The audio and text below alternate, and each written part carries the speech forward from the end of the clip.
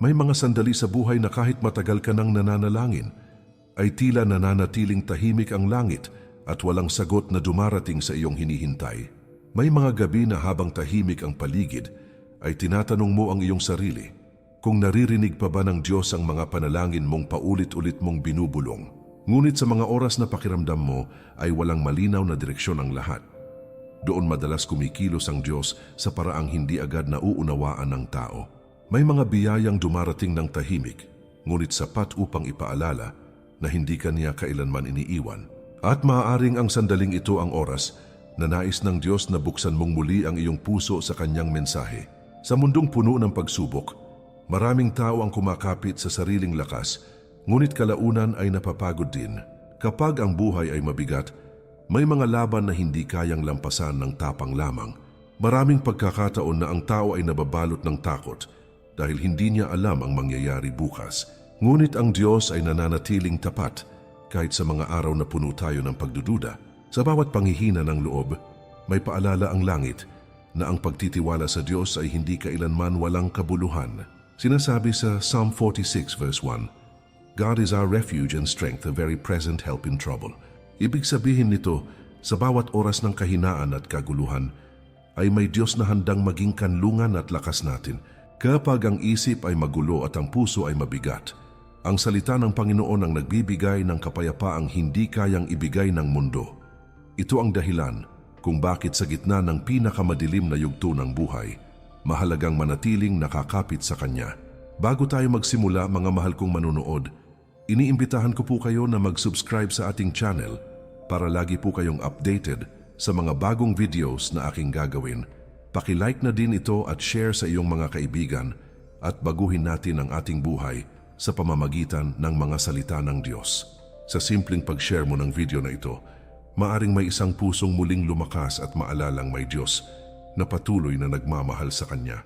May mga taong tahimik na naghihintay lamang ng mensaheng magpapaalala na hindi sila nag-iisa. At sa paraan na ito, sama-sama nating naipapadala ang liwanag ng salita ng Diyos. Sa mga susunod na sandali, matutuklasan mo ang malalalim na dahilan kung bakit napakahalagang magtiwala sa Diyos sa bawat yugto ng buhay. Mauunawaan mo kung bakit may mga panalangin tila natatagalan ngunit may tamang sagot sa tamang panahon. Makikita mo rin na may mga pagsubok na ginagamit ang Diyos upang palalimin ang pananampalataya. Kaya manatili ka hanggang dulo dahil maaaring ang mensaheng ito ang sagot sa panalangin matagal mo nang dala sa puso. Unang dahilan, dahil nakikita ng Diyos ang buong larawan ng buhay mo. May mga pagkakataon sa buhay na ang tao ay nalilito kung bakit may mga pintuang biglang nagsasara kahit buong puso naman niyang ipinanalangin ang isang bagay. May mga plano tayong akala natin ay para sa ikabubuti natin ngunit nauuwi sa pagkaantala na hindi natin inaasahan. Sa ganitong mga sandali, madaling isipin na baka tahimik ang Diyos o baka hindi niya tayo pinapansin. Ngunit ang katotohanan ay may mga bagay na nakikita ang Diyos na hindi pa kayang maabot ng ating pangunawa. Habang tayo ay nakatingin lamang sa kasalukuyan, ang Diyos ay nakatingin sa kabuuan ng ating kinabukasan. Ang tao ay madalas humahatol batay sa nararamdaman sa kasalukuyang sandali. Kapag masakit ang nangyayari, iniisip natin na baka ito ay tanda ng kabiguan. Ngunit maraming pagkakataon na ang hindi natupad na plano ay proteksyon pala mula sa maling direksyon. May mga bagay na hindi agad ibinibigay ang Diyos dahil alam niyang hindi pa ito makabubuti para sa atin. May mga panalangin ding sinasagot niya sa paraang hindi agad natin nauunawaan. Sinasabi sa Isaiah 55 verse 8, For my thoughts are not your thoughts, neither are your ways my ways, saith the Lord. Ang kahulugan nito ay hindi kapareho ng pag-iisip ng Diyos ang pag-iisip ng tao dahil mas mataas ang kanyang karunungan kaysa sa ating pangunawa. Kapag may nangyayari na taliwas sa gusto natin, hindi ibig sabihin na mali ang direksyon ng ating buhay. Maaring ang Diyos ay gumagawa ng landas na hindi pa natin nakikita sa ngayon. Ang kanyang plano ay laging mas malawak kaysa sa ating nakasanayang pagtingin. Kapag natututo tayong magtiwala sa Diyos kahit hindi malinaw ang lahat, unti-unti ring lumalalim ang ating pananampalataya. Hindi lahat ng sagot ay agad ibinibigay dahil may mga aral na natututuhan sa paghihintay. Sa bawat araw na pinipili mong magtiwala, mas tumitibay ang puso mong sumunod sa Kanya. Doon natin nauunawaan na ang pananampalataya ay hindi nakabatay sa nakikita lamang. Ito ay pananalig na ang Diyos ay tapat sa bawat pangako niya. Maraming tao ang sa huli ay umaaming ang bagay na minsan nilang ipinagluksa ay naging daan pala sa mas malaking pagpapala. May mga pagsasarang kalaunan ay naging simula ng mas mabuting pagbubukas. May mga luha na napalitan ng pasasalamat nang makita ang kabutihan ng plano ng Diyos. Kapag ibinigay mo sa Kanya ang iyong pag-aalala, mas madali mong matatanggap ang bawat pangyayari. Ikalawang dahilan. Dahil ang Diyos ay tapat kahit paulit-ulit tayong nanghihina. May mga araw na buo ang ating pananampalataya at matatag ang ating loob sa pananalangin. Ngunit may mga panahon din na ang puso ay napapagod at ang isip ay napupuno ng pag-aalala. May mga sandaling kahit kilala natin ang Diyos, ay dumarating pa rin ang pagdududa dahil sa bigat ng mga pangyayari. Sa kabila nito, nananatiling hindi nagbabago ang katapatan ng Panginoon sa bawat isa sa atin. Ang katapatan ng Diyos ay hindi nakadepende sa tibay ng tao kundi sa kanyang likas na kabutihan. Maraming pagkakataon na tayo mismo ang nangakong magiging matatag, ngunit bumibigay din kapag dumadami ang problema.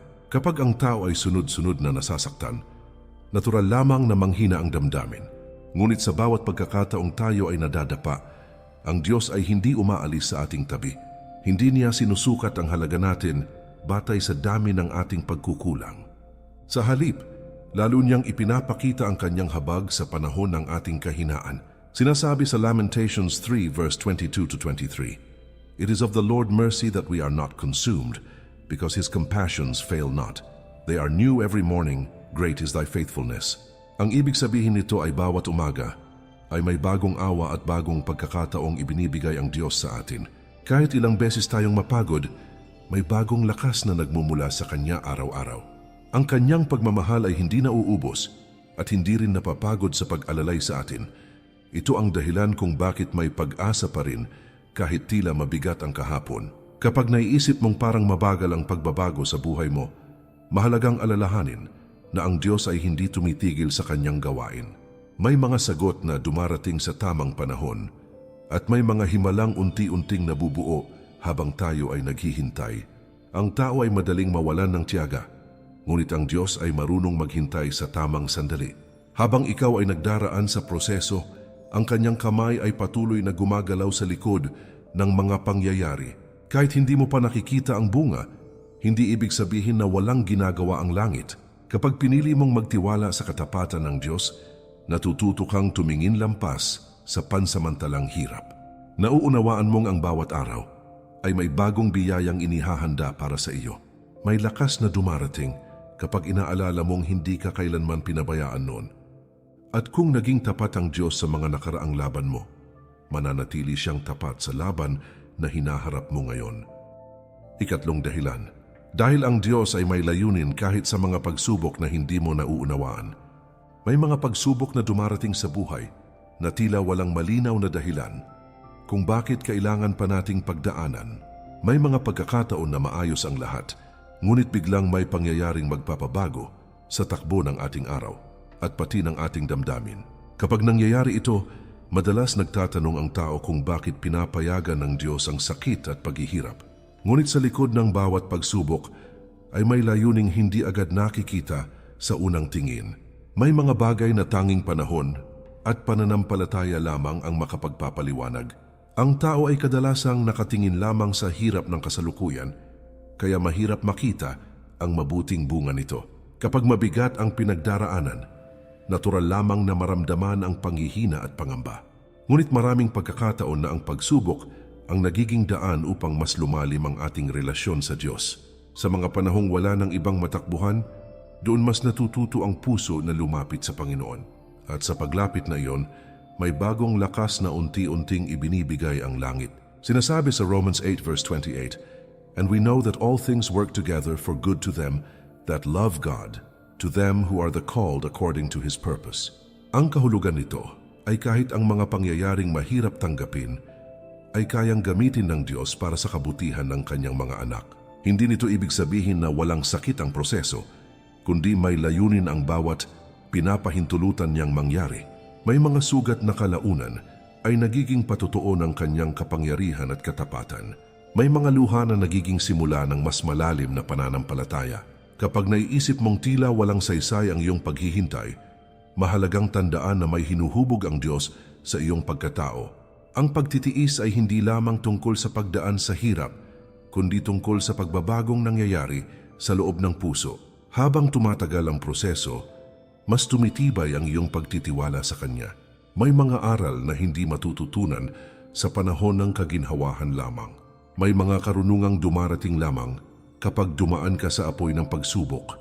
Maraming tao ang sa bandang huli ay nakikitang ang dating pinakamasakit na yugto ng kanilang buhay ang naging simula ng pinakamahalagang pagbabago.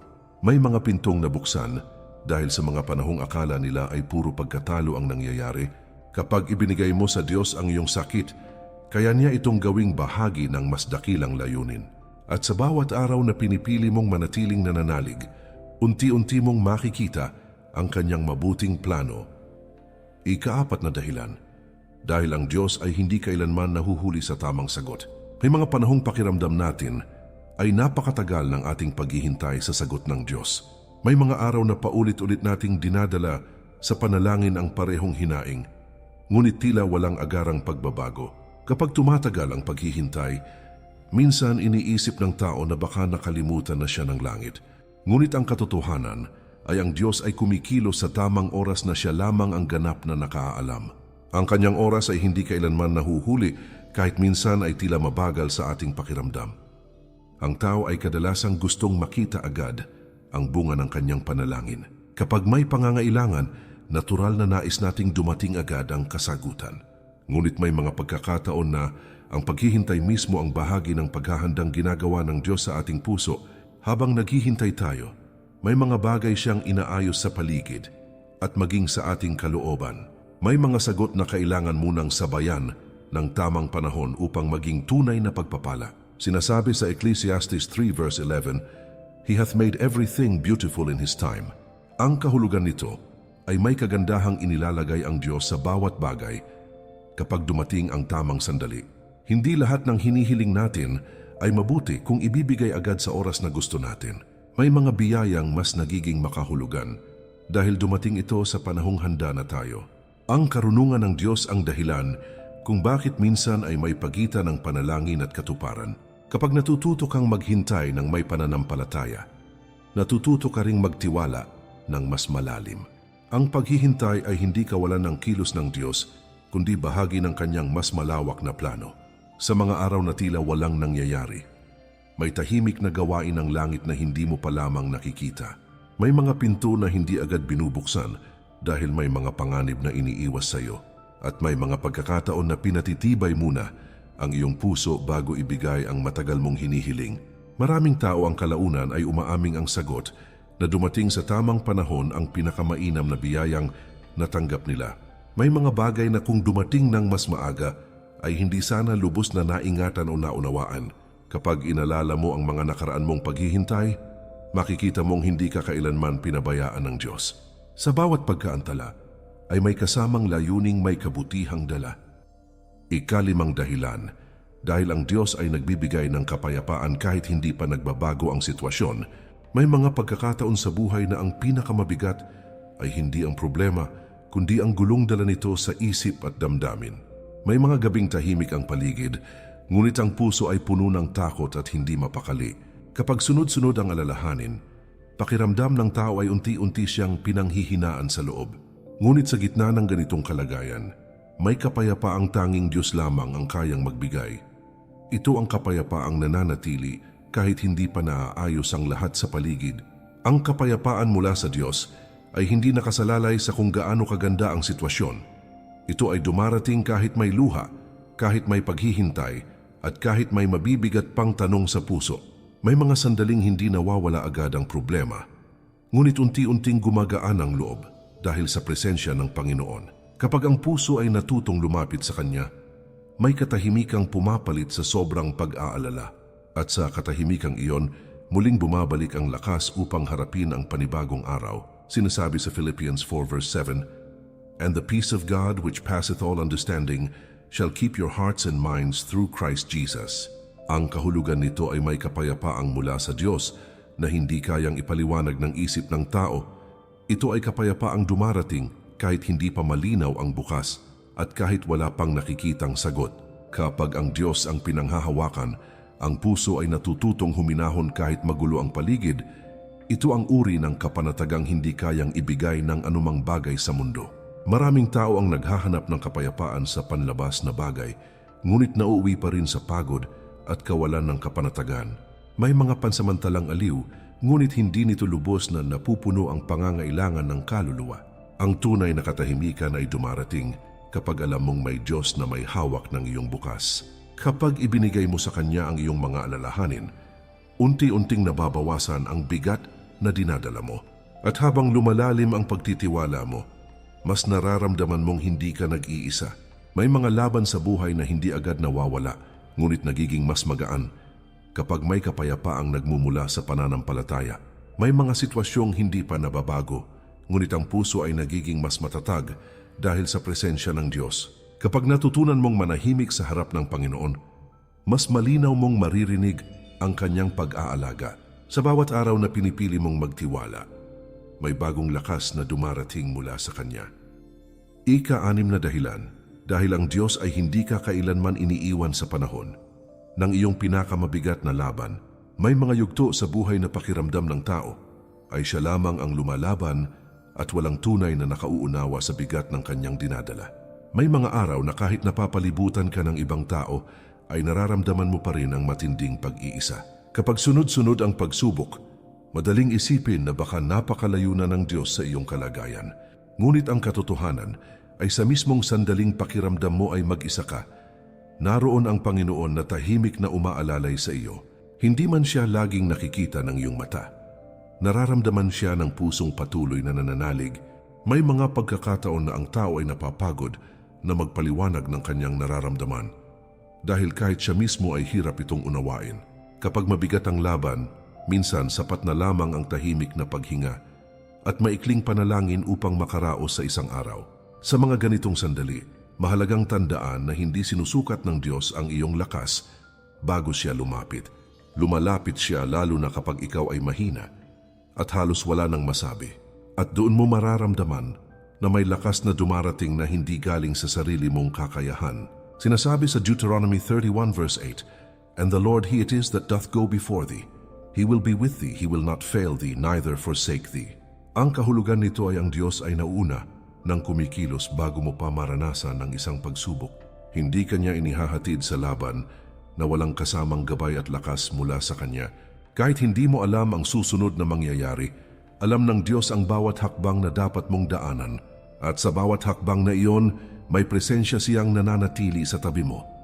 Maraming beses na sa akala natin ay hindi na natin kakayanin ang isang sitwasyon, ngunit nakakaraos pa rin tayo. Kapag binalikan mo ang mga nakaraang araw na inakala mong katapusan na, mapapansin mong may hindi maipaliwanag na lakas na dumating. Ang lakas na iyon ay tanda na hindi ka pinabayaan ng Diyos kahit sa pinakamabigat na bahagi ng iyong buhay. May mga luha kang pinahid na siya lamang ang nakakita. May mga tahimik kang panalangin na siya lamang ang lubos na nakaunawa. Kapag pinili mong magtiwala sa Diyos sa gitna ng iyong laban, natututo kang humawak sa katiyakang may kasama ka sa bawat hirap. Hindi man agad mawala ang problema, nagiging mas matatag ang puso dahil alam mong may umaakay sa iyo. May pag-asang nananatili dahil alam mong ang Diyos ay hindi marunong tumalikod sa kanyang mga anak. Sa bawat araw na dumaraan, may panibagong patunay ng kanyang pag-alalay. Ika-7 dahilan. Dahil ang Diyos ay nagbubukas ng mga pintuan na hindi kaya ng tao. May mga pagkakataon sa buhay na tila walang pag-asa ang isang tao sa kanyang pinapangarap. May mga plano na paulit-ulit nating sinusubukan, ngunit tila hindi nagtatagumpay. Kapag nangyayari ito, madalas natin iniisip na baka wala talagang solusyon sa ating sitwasyon. Ngunit ang Diyos ay may kakayahang gumawa ng mga paraan na hindi natin kayang isipin o abutin sa sariling lakas. Sa bawat hindi inaasahang pagkakataon, may mga pinto siyang binubuksan na nagdadala ng bagong biyaya. Ang tao ay madalas limitado sa kanyang kaalaman at kakayahan. Kapag sinusubukan nating buksan ang ating sariling paraan, hindi lahat ng bagay ay nagtatagumpay, ngunit ang Diyos ay may mas malawak na pananaw at alam niya ang pinakamainam na direksyon para sa atin. May mga pagkakataon na ang isang saradong pintuan ay daan pala sa mas dakilang pagkakataon. Kapag pinili mong manalig, mas makikita mo ang mga biyayang dumarating mula sa Kanya sa tamang oras. Sinasabi sa Revelation 3 verse 8, I know thy works, behold I have set before thee an open door, and no man can shut it. Ang kahulugan nito ay may mga pagkakataon na binubuksan ng Diyos ang pinto para sa iyo, na walang sinuman ang makapipigil. Hindi niya hinahayaan na ang iyong tagumpay ay nakasalalay sa limitasyon ng tao o sa pagkakataon lamang. Ang mga pintong ito ay nakalaan para sa mga pusong patuloy na nagtitiwala at sumusunod sa Kanya.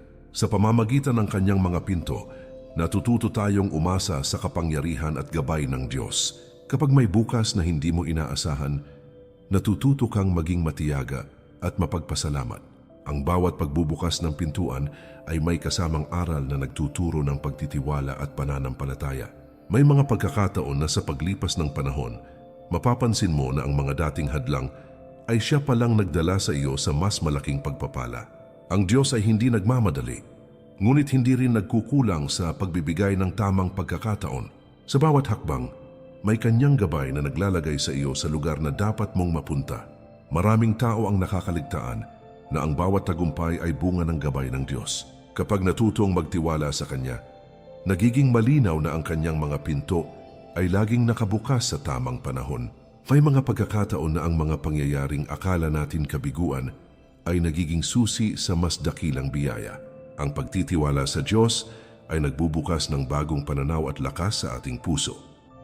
Ikawalong dahilan, dahil ang Diyos ay nagbibigay ng pag-asa kahit sa pinakadilim na panahon. May mga sandali sa buhay na tila walang liwanag ang nakikita sa paligid. May mga gabi na puno ng pangungulila at pangamba sa hinaharap. Kapag nararamdaman mo ang ganitong kalungkutan, madalas iniisip ng tao na wala ng pag-asa para sa kanya. Ngunit ang Diyos ay nagbibigay ng pag-asa sa puso kahit sa oras ng pinakamadilim na gabi. Sa bawat panalangin na may pananampalataya, dumarating ang bagong lakas na magbibigay daan sa pagbangon. Ang tao ay madalas natatakot sa hindi alam at sa mga hamon na hindi niya kayang kontrolin. Kapag napapalibutan ng problema, madaling mawalan ng pananampalataya sa kinabukasan. Ngunit sa Kanyang presensya, natututo tayong tumingin lampas sa kasalukuyan at magtiwala na may magandang bukas na naghihintay. Ang Diyos ay hindi lamang nagbibigay ng kasagutan, kundi nagbibigay din ng lakas upang harapin ang bawat hamon. Kapag pinili mong manalig, muling nabubuhay ang pag-asa sa puso mo kahit parang imposible ang sitwasyon. Sinasabi sa Jeremiah 29 verse 11, For I know the thoughts that I think toward you, saith the Lord, thoughts of peace and not of evil, to give you an expected end. Ang kahulugan nito ay may plano ang Diyos na puno ng kapayapaan at mabuting layunin para sa ating buhay. Ate, kahit hindi mo pa nakikita ang kabuuan ng plano, ang Kanyang pag-asa ay hindi nagmamaliw. Ang bawat pangyayari sa buhay ay bahagi ng mas malawak na plano na magdadala sa iyo sa tamang kinabukasan. Ang pag-asa mula sa Diyos ay hindi lamang pangarap, kundi katiyakan na Siya ay laging kasama mo. Kapag natututo kang manalig sa Kanya sa kabila ng kahirapan, natututo kang lumaban ng may tapang. Ang bawat pagsubok ay nagiging daan upang mas lalong tumibay ang loob at pananampalataya. May mga pagkakataon na ang pag-asa ay tanging ilaw sa gitna ng kadiliman. Ang Diyos ay nagiging gabay na hindi nawawala kahit saan ka man dalhin ng buhay. Kapag dinala mo ang puso mo sa Kanya, makikita mo ang liwanag na magbibigay ng bagong simula. Maraming tao ang nakakaligtaan na ang tunay na pag-asa ay nagmumula lamang sa Diyos. Kapag ang tao ay nagtitiwala sa Kanya, nagiging matatag sa kabila ng mga unos at problema. Ang pag-asa na Kanyang ibinibigay ay hindi pansamantala kundi pangmatagalan. May kapangyarihan itong baguhin ang pananaw, damdamin at lakas ng isang tao. Ikasiyam na dahilan, dahil ang Diyos ay laging gumagabay sa iyo kahit hindi mo napapansin, may mga sandali sa buhay na tila nag-iisa ka sa iyong mga desisyon at hakbang. May mga araw na iniisip mong wala nang makakatulong sa iyo o magbibigay ng tamang direksyon. Ngunit kahit sa mga oras na hindi mo nakikita, ang Diyos ay patuloy na gumagabay sa bawat hakbang mo. Ang Kanyang gabay ay maaring dumating sa anyo ng payo, pagkakataon o simpleng katahimikan ng puso. Kapag natutunan mong pansinin ang kanyang tinig, mas nagiging malinaw ang tamang direksyon sa buhay mo. Ang tao ay madalas umaasa lamang sa sariling karunungan at lakas upang makagawa ng desisyon. Kapag nakikita ang problema, nais agad nitong solusyonan gamit ang sariling kakayahan. Ngunit maraming pagkakataon na ang sariling isip ay limitado lamang at hindi nakikita ang kabuuan ng plano. Ang gabay ng Diyos ay dumarating upang punan ang kakulangan ng ating kaalaman at karunungan. Kapag pinili mong manalig at makinig, mas nagiging matagumpay ang mga hakbang na iyong tatahakin. Sinasabi sa Psalm 32 verse 8, I will instruct thee and teach thee in the way which thou shalt go. I will guide thee with mine eye. Ang kahulugan nito ay ang Diyos mismo, ang nag-iinstruksyon at nagtuturo sa atin sa tamang landas. Hindi niya tayo iniiwan upang maglakad ng walang gabay kahit sa mga simpleng desisyon. Ang kanyang paggabay ay personal at patuloy na nakatuon sa ating ikabubuti. Kapag natututo tayong makinig sa Kanya, unti-unti nating naiintindihan ang mga hakbang na dapat nating sundan. Kapag naramdaman mo ang kalituhan, mahalagang huminto sandali at makinig sa tinig ng Diyos sa puso mo. May mga pagkakataon na ang tamang sagot ay hindi sa salita ng tao kundi sa katahimikan at pagninilay sa Kanyang presensya. Ang gabay niya ay hindi laging direkta, ngunit palaging makakamtan kung patuloy kang magtitiwala. Kapag pinili mong sundan ang Kanyang patnubay, mas madali mong maiwasan ang mga maling desisyon at kapahamakan. Ang bawat hakbang na tinutulungan ng Diyos ay nagiging daan sa mas magandang kinabukasan.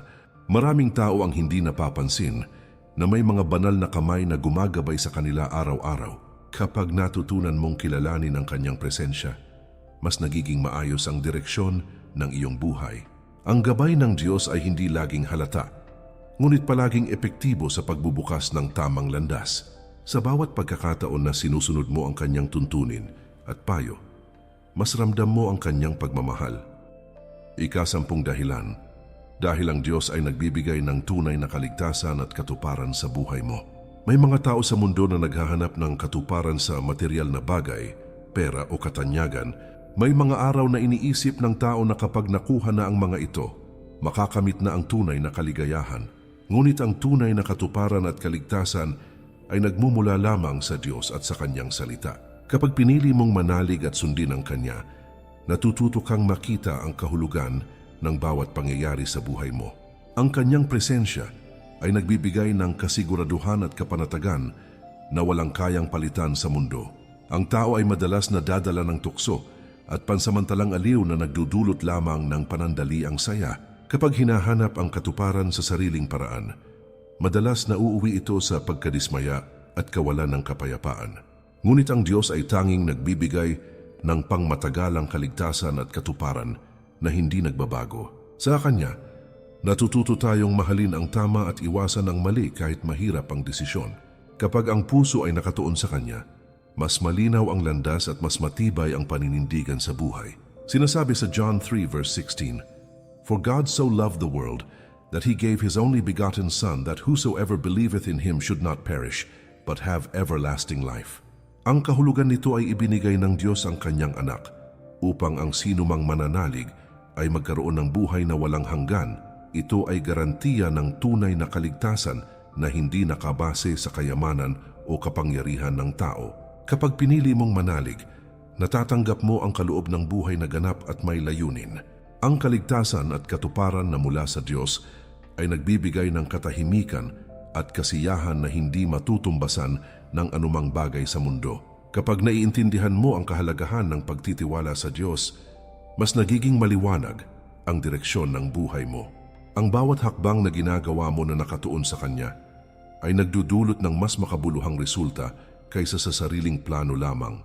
Kapag dumaraan ka sa hirap, natututo kang humawak sa pag-asa na Kanya lamang ang nagbibigay. Ang tunay na katuparan ay hindi nakasalalay sa kung ano ang nakikita ng mata, kundi sa katahimikan at kasiyahan ng puso. Kapag pinipili mong manalig, unti-unti mong nakikita na ang buhay mo ay may mas mataas na layunin at diwa. Maraming tao ang sa huli ay natutuklasan na ang pinakamahalagang bagay sa buhay ay hindi nakukuha sa mundo kundi sa Diyos. Kapag natutunan mong magtiwala, mas madali mong natatanggap ang bawat biyaya at hamon bilang bahagi ng Kanyang plano. Ang tunay na kaligtasan at katuparan ay nagmumula lamang sa Kanya at walang sino man ang makakapalit. Kapag pinili mong magtiwala at sumunod, ang buhay mo ay magiging patutuo ng Kanyang dakilang plano at pagmamahal. Habang pinakikinggan natin ang lahat ng malalalim na dahilan kung bakit kailangan nating magtiwala sa Diyos, mahalagang ipaalala sa ating mga puso na ang pananampalataya ay hindi lamang simpleng paniniwala kundi isang buhay na relasyon sa Kanya. Ang bawat pagsubok na ating dinaraan, ang bawat tanong na bumabalot sa ating isip, at ang bawat paghihintay na mahirap tiisin ay may layuning ihubog tayo upang mas maging malapit sa Diyos. Ang Kanyang salita ay patuloy na nagbibigay liwanag sa ating landas, nagtuturo sa atin ng tamang hakbang at nagbubukas ng pinto ng pag-asa sa oras na tila wala ng pag-asa.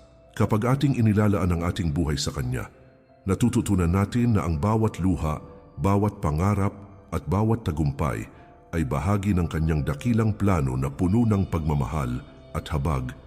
Ito ay paalala na ang pagtitiwala sa Diyos ay hindi lamang para sa kasalukuyang sandali, kundi para sa walang hanggang buhay na Kanyang ipinangako. Sa bawat araw na tayo ay patuloy na nagtatagpo ng mga hamon at tagumpay, mahalagang manatiling nakatuon sa Kanyang salita at gabay. Ang Kanyang plano ay mas mataas kaysa sa ating mga pangarap at higit na makabubuti kaysa sa ating mga iniisip. Sa bawat hakbang na ating tinatahak, may Kanyang presensya na nagsisiguro na hindi tayo nag-iisa at patuloy na pinapalakas sa bawat laban ng buhay. Ang pananampalataya ay nagiging ilaw sa gitna ng kadiliman at nagbibigay lakas sa mga pusong napapagod at naghahanap ng katiyakan. Kapag binuksan natin ang ating mga puso at isinampal ang ating buong tiwala sa Kanya, natatanggap natin ang kapayapaan at kasiyahang hindi kayang ibigay ng mundong ito. Mga mahal kong manonood, muli ko po kayong iniimbitahan na mag-subscribe sa ating channel para lagi po kayong updated sa mga bagong videos na aking gagawin. Paki-like na din ito at share sa iyong mga kaibigan at baguhin natin ang ating buhay sa pamamagitan ng mga salita ng Diyos. Sa simpleng pagtutok at paglahok ninyo sa mga video na ito, mas marami pa tayong matutulungan na pusong magbabalik loob at mananalig sa Diyos. Ang bawat click at bawat panunood ay nagiging daluyan ng liwanag at pag-asa. Sa iba na naghahanap ng gabay at kapayapaan, huwag nating kalimutan na ang bawat salita ng Diyos ay may kapangyarihang magbago ng puso at buhay ng isang tao. Manatili tayong bukas sa Kanyang mensahe at ipagpatuloy ang paglakad sa landas ng pananampalataya at pag-asa, sapagkat ang Diyos ay laging kasama natin sa bawat hakbang ng ating buhay.